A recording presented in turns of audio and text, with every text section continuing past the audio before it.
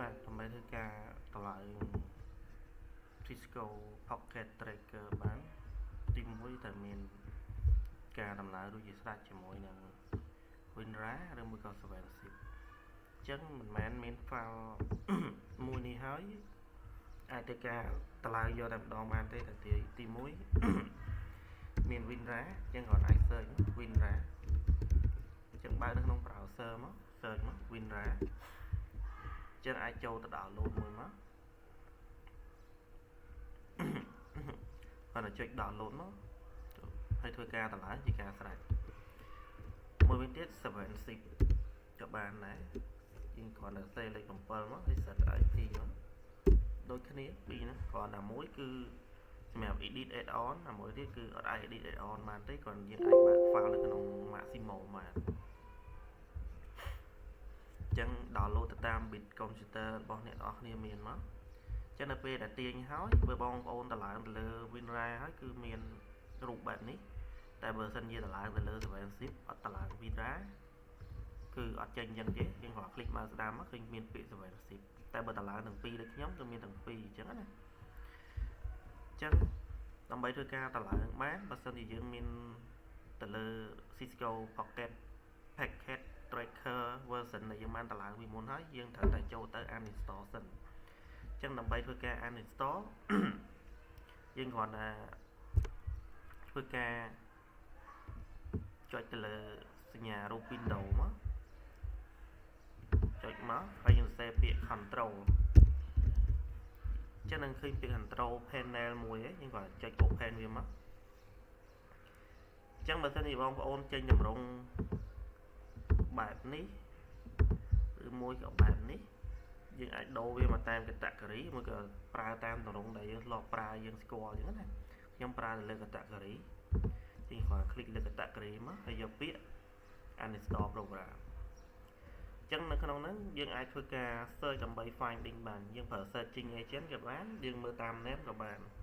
អញ្ចឹងអានេះគឺ searching agent គឺយើងឃើញពាក្យ Cisco Pocket Tracker នេះយើងគ្រាន់ click ពីលើមក click មកស្ដាំពីលើហ្នឹងមកយកពាក្យ uninstall ណាហើយយកពាក្យ yes អញ្ចឹងនៅពេលដែលយើងចុច uninstall វានឹងប្រាប់ថាវានឹងធ្វើការ remove complete file មានថា remove ទាំង user ទាំង tracker ដែលយើងទាត់តម្លើងពីមុនគឺវា remove ចោលទាំងអស់មានតែ complete folder មកអញ្ចឹងយើងចុចពាក្យ yes មករងចាំបន្តិចអ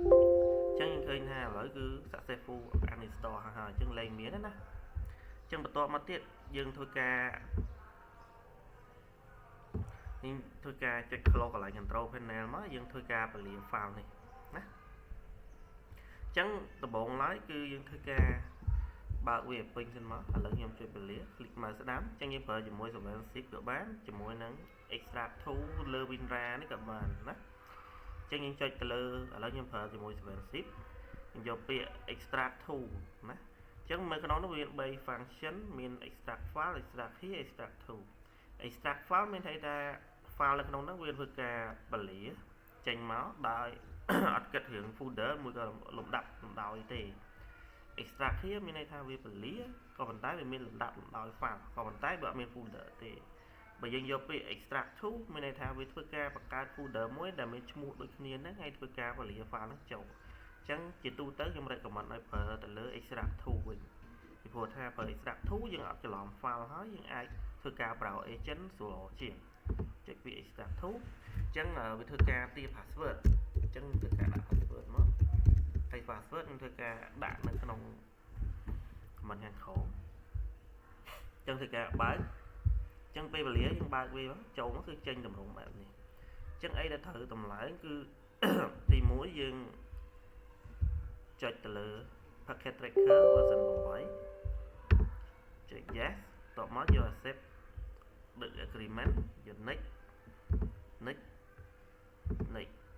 ចឹងកន្លែងនេះវាសួរយើងថាយើងធ្លាប់មានតម្លើងមួយសារពីមុនហើយអញ្ចឹងយើងចង់តម្លើង file ហ្នឹងឈ្មោះដូចគ្នាហ្នឹងនៅលើ execute file folder ហ្នឹងមែនអញ្ចឹងកន្លែងហ្នឹងបើសិនជាអ្នកដែលអត់ទាន់ធ្លាប់តម្លើងទេចុចកន្លែង next មិញហ្នឹងទៅតែម្ដងតែបើខ្ញុំធ្លាប់តម្លើងហើយគឺវាសួរអញ្ចឹងខ្ញុំគ្រាន់តែចុចពាក្យ yes មកឬមួយក៏បងប្អូនធ្លាប់តម្លើង version 9 version 9.1 អីក៏ដូចគ្នាដែរគ្រាន់តែចុចពាក្យ yes មកហើយចុច next មក ចឹងវានឹងសួរនេះថាឲ្យយើងបង្កើត shortcut លើអេក្រង់ shortcut ហ្នឹងអានេះអ្នកដែលតែដឹងគឺទម្រង់ទាំងអស់នេះដែលមានសញ្ញាព្រួយទូចមួយដែលហៅ shortcut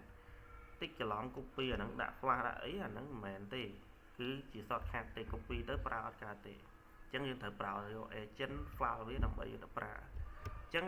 ខ្ញុំ take កន្លែងនឹង default zip ហើយខ្ញុំ take កន្លែង quick like shortcut មានថាកន្លែងហ្នឹងជំនួយឲ្យ file ហ្នឹងយើងធ្វើការ loading លឿន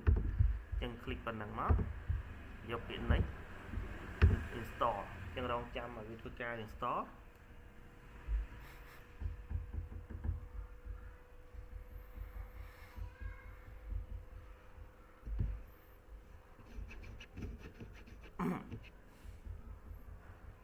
ចឹងយើងអាចធ្វើការតម្លើងទាំងមានអ៊ីនធឺណិតបានដូចជាក់ស្ដែងខ្ញុំនេះកំពុងតម្លើងក៏មាន Wi-Fi ដែរចឹងយើងមិនបាច់បិទទេអូខេចឹងពេលដែល load មកទម្រង់បែបនេះបងប្អូនតាចុច finish ដក take កន្លែង like Cisco application បើសិនចុច finish ទាំងបើកវាថាហ្នឹងវាធ្វើការ auto run បើកកម្មវិធីនឹងប្រើតែម្ដងអញ្ចឹងចុច finish ដក take កន្លែងហ្នឹងតមកទៀតយើងចូល copy file មួយនេះនៅក្នុង folder ហ្នឹងក៏ចុច copy វាមក copy វាហើយយើងធ្វើការតមើល packet tracker នេះរបស់ Cisco click មកស្ដាំហើយយើងចូលទៅក្នុង open file location អញ្ចឹងពេលដែលចូលមកគឺចេញបែបនេះអញ្ចឹងអីដែលធ្វើគឺទី1 click មកស្ដាំយកពាក្យ path ដែលហេតុថាខ្ញុំធ្លាប់ដាក់ពីមុនអញ្ចឹងវាមានជាន់នេះចុចពាក្យ display the file តែបើសិនអ្នកនរគ្នាអត់មានទេគ្រាន់តែ path វា load បែបនេះអញ្ចឹងគ្រាន់ចុច continue មកអញ្ចឹងដល់ពេលដែលចូលហើយវានឹងselect ទៅលើ file ហ្នឹងហ្មងអញ្ចឹងមក click មកស្ដាំលើនឹងភាសាទៀតមកចូល run as administrator បញ្ជាក់ computer អ្នកខ្លះកុំមួយមេរោគកម្មវិធីមេរោគយើងត្រូវការ disable សិនចាំ patch ចាំវាធ្វើការដាក់ហើយចាំធ្វើការ enable វិញចុច yes ហើយចុចប៊ូតុងមួយនេះមក load ពាក្យដានបែបនេះគឺអូខេពាក្យខ្លះអត់អាចហៅពេញបានទេព្រោះ system វាចាប់អញ្ចឹងតែប៉ុណ្្នឹងគឺហើយបិទអញ្ចឹងអាចធ្វើការបើកទាំងមានអ៊ីនធឺណិតបានឥឡូវខ្ញុំដាក់នឹងអ៊ីនធឺណិតចុចបើកវាមក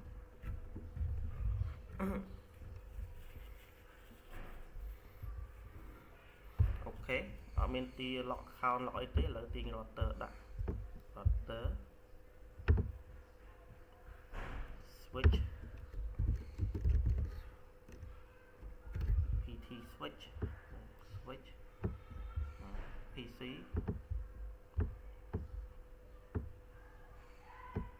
ហើយយើង connect បើវាចូល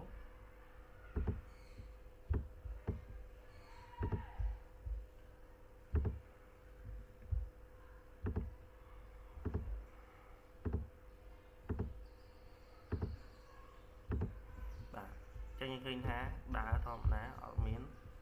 ទា register អីទេចឹងវីដេអូហ្នឹងមានតែប៉ុណ្ណឹង